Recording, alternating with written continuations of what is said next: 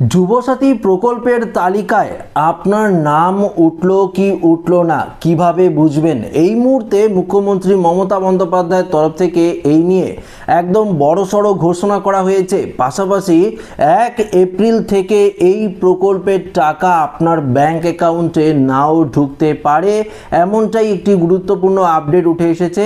সেই আপডেটও আপনারা জানতে পারবেন এই ভিডিওতে। তো আশা রাখবো ভিডিওটিতে আপনারা প্রত্যেকেই প্রথম থেকেই শেষ পর্যন্ত সঙ্গে থাকবেন এবং যারা এখনও আমাদের এই চ্যানেলটিকে সাবস্ক্রাইব করেননি, চ্যানেলটিকে সাবস্ক্রাইব করে পাশের দেওয়া বেল আইকনটিকেও প্রেস করে অল নোটিফিকেশনটিকে বাজিয়ে দেবেন। দেখুন বন্ধুরা, প্রথমত একটি বিষয় আপনাদেরকে জানিয়ে দিই, মুখ্যমন্ত্রী মমতা বন্দ্যোপাধ্যায়ের আরও একটি এই যুবসাথী প্রকল্প জনপ্রিয় প্রকল্প হয়ে উঠতে চলেছে। কেননা আপনারা প্রত্যেকেই জানেন লক্ষ্মীর ভাণ্ডার প্রকল্পে 25 থেকে 60 বছর পর্যন্ত বয়সী মহিলারা প্রত্যেকেই এই প্রকল্পে টাকা পাচ্ছে। তো এবার 21 থেকে 40 বছর বয়স পর্যন্ত ছেলেরাও কিন্তু এই যুবসাথী প্রকল্পে ব্যাংক অ্যাকাউন্টে 1500 টাকা করে পাবেন। তাই তো আপনারা ফর্ম ফিল আপ করেছিলেন, অনেকেই আপনারা অফলাইনে ফর্ম ফিল আপ করেছেন, অনেকেই আপনারা অনলাইনেও ফর্ম ফিল আপ করেছেন। তো অনলাইন এবং অফলাইন মিলিয়ে মোট 84 লক্ষ আবেদনপত্র কিন্তু ইতিমধ্যেই জমা হয়েছে। তো এই 84 লক্ষ আবেদন এখনো পর্যন্ত এন্ট্রি করা হয়নি। আচ্ছা, এর মধ্যে 19 লক্ষ আবেদন রয়েছে যারা অনলাইনে কিন্তু এন্ট্রি করেছে, অনলাইনে সাবমিট করেছে, তারা ফর্ম ফিল আপ করেছে এবং সেই সমস্ত আবেদনগুলোকে শুধুমাত্র এখন অ্যাপ্রুভ করার বাকি রয়েছে। এবং যারা অফলাইনে জমা দিয়েছিলেন দুয়ারে সরকার ক্যাম্পে গিয়ে, তাদের তো ডকুমেন্টসগুলো এখন আপলোড করা শুরু হবে। সেগুলো আপলোড হয়ে গেলে তারপর আপনারা কিন্তু এই প্রকল্পের টাকা পাবেন। তাই তো আপলোড হয়ে যাবে এবং আপনার অ্যাপ্লিকেশনটি সাবমিট হবে, সেগুলোকে অ্যাপ্রুভাল করবে, ভেরিফাই করবে, সেই সমস্ত প্রসেস কমপ্লিট করে আপনার ব্যাংক অ্যাকাউন্টে 1500 টাকা ঢুকবে। তো দেখুন, এর মধ্যে আরেকটি আপডেট উঠে এসেছে যেখানে বলা হয়েছে সামনেই বিধানসভা নির্বাচন। আপনারা তো এটাই জানেন, এপ্রিল মাসেই হয়তো বিধানসভা নির্বাচন শুরু হতে পারে, হয়তো না, শুরু হবেই এপ্রিল মাসে। কেননা এসআইআর এর চূড়ান্ত তালিকা প্রকাশিত করে দিয়েছে নির্বাচন কমিশন, সাপ্লিমেন্টারি তালিকাও আর কয়েকদিনের মধ্যেই প্রকাশিত হয়ে যাবে। তারপরেই কিন্তু অর্থাৎ এই যে নির্বাচনের যে ডেট সেটা কিন্তু ঘোষণা করে দেবে জাতীয় নির্বাচন কমিশন। তো বিধানসভা নির্বাচনের ডেট ঘোষণা হয়ে গেলেই এবং সেই নিয়ে কিন্তু পুরো দমে রাজ্য জুড়ে কিন্তু কাজ চলবে।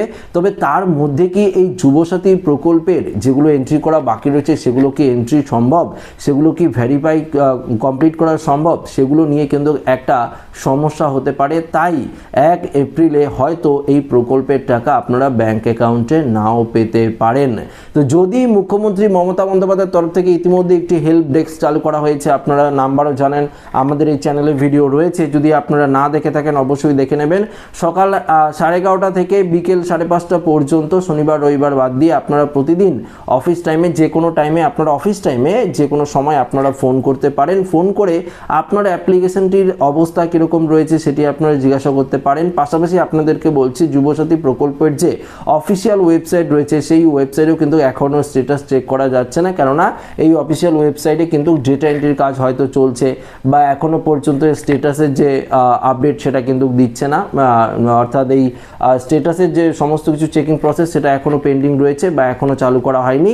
কয়েকদিনের মধ্যেই আশা করি চালু করা হয়ে যাবে। যখন এই এন্ট্রিগুলো কমপ্লিট করা হয়ে যাবে তখন আপনারা নির্দিষ্ট mobile number, registered mobile number, যেই নাম্বারটি আপনারা দিয়েছিলেন ফর্ম ফিল আপের সময় সেই মোবাইল নাম্বার, নয়তো অপশন দেবে আধার কার্ড নাম্বার, সেটি দিয়ে আপনারা বর্তমানে স্ট্যাটাস চেক করতে পারবেন আপনার ফর্মটি কী অবস্থায় রয়েছে। তবে দেখুন, আপনারা যদি ফর্মের মধ্যে কোনো রকম ভুল করে থাকেন, আবারও বলছি আপনাদেরকে, ফর্মের মধ্যে যদি আপনারা কোনো রকম ভুল করে থাকেন তাহলে কিন্তু এই যুবসাথী প্রকল্পের তালিকায় আপনার নাম নাও উঠতে পারে। যদি আপনি 21 বছরের ঊর্ধ্বে হয়ে থাকেন বা 40 বছরের মধ্যে হয়ে থাকেন, পাশাপাশি ধরুন আপনি মাধ্যমিক পাস করেছেন এবং আপনার ভ্যালিড ব্যাংক অ্যাকাউন্ট রয়েছে, ডকুমেন্টসও ভ্যালিড রয়েছে, সেক্ষেত্রে কিন্তু আপনার সমস্যা নাও হতে পারে।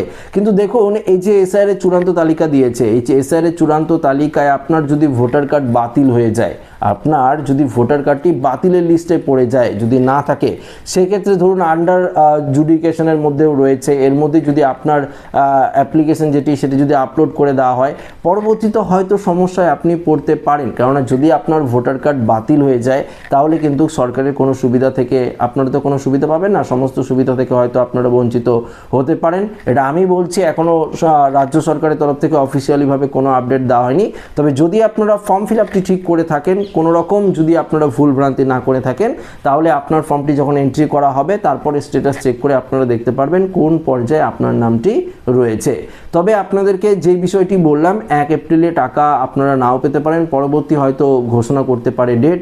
যদি সেগুলো আপলোড হয়ে যায় বা রাজ্য সরকারের তরফ থেকে, নবান্নের তরফ থেকে যদি যুবসাথী প্রকল্পকে নিয়ে উপযুক্ত যদি কোনো রকম আরও সংগঠন বসানো হয় বা কোনো রকম কর্মী নিয়োগ করা হয় যারা এই যে দ্রুত প্রসেসটা কমপ্লিট করবে, আপনার ডকুমেন্টসগুলো আপলোড করবে, আপনাকে ভেরিফিকেশন করবে, এই সমস্ত কিছু যদি খুব তাড়াতাড়ি হয়ে যায়, এই মার্চ মাসের মধ্যে যদি কমপ্লিট হয়ে যায়, তাহলে আশা করি, বা ইলেকশনের আগে যদি কমপ্লিট হয়ে যায়, তাহলে আশা করি এপ্রিল মাস থেকে এই প্রকল্পের টাকা আপনার ব্যাংক অ্যাকাউন্টে কিন্তু ঢুকতে শুরু করবে। তো অনেকে আপনারা কমেন্ট করেছিলেন যে দাদা এখন স্ট্যাটাস চেক করা যাচ্ছে না। দেখুন, অফিসিয়াল ওয়েবসাইটে কাজ চলছে, তাই স্ট্যাটাস আপনারা চেক করতে পারছেন না। যখন কাজ কমপ্লিট হয়ে যাবে অটোমেটিক দেখবেন যে স্ট্যাটাস আপনারা চেক করতে পারবেন, সেই অপশন কিন্তু দিয়ে দেওয়া হবে। আপনারা একদম নির্দ্বিধায় মোবাইল নাম্বার দিয়ে বা আধার কার্ড দিয়ে আপনারা কিন্তু স্ট্যাটাসটি চেক করে দেখতে পারবেন কোন পর্যায়ে রয়েছে। এবং যদি আপনার ভেরিফিকেশন কমপ্লিট হয়ে যায়, আপনারা টাকা পাবেন, সেই স্ট্যাটাসও দেখতে পারবেন। যদি আপনার ফর্মটি রিজেক্ট হয়ে যায়, সেই স্ট্যাটাসও কিন্তু আপনারা দেখতে পারবেন। তবে অবশ্যই কমেন্টে জানাবেন আপনারা কি যুবসাথী প্রকল্পে অ্যাপ্লাই করেছেন। যদি করে থাকেন অবশ্যই কমেন্ট করে জানাবেন। যদি আপনারা রাজ্য সরকারের অন্য কোনো প্রকল্পের সুবিধাও পান, সেই বিষয়ে আপনারা কমেন্ট করে জানাতে পারেন। তো আশা রাখবো ভিডিওটি প্রত্যেকের ভালো লেগেছে। ভিডিওটি ভালো লাগলে লাইক করবেন, বন্ধুদের সাথে শেয়ার করবেন, নতুন হয়ে থাকলে চ্যানেলটিকে সাবস্ক্রাইব করে আমাদের সঙ্গে জুড়ে থাকবেন। ধন্যবাদ।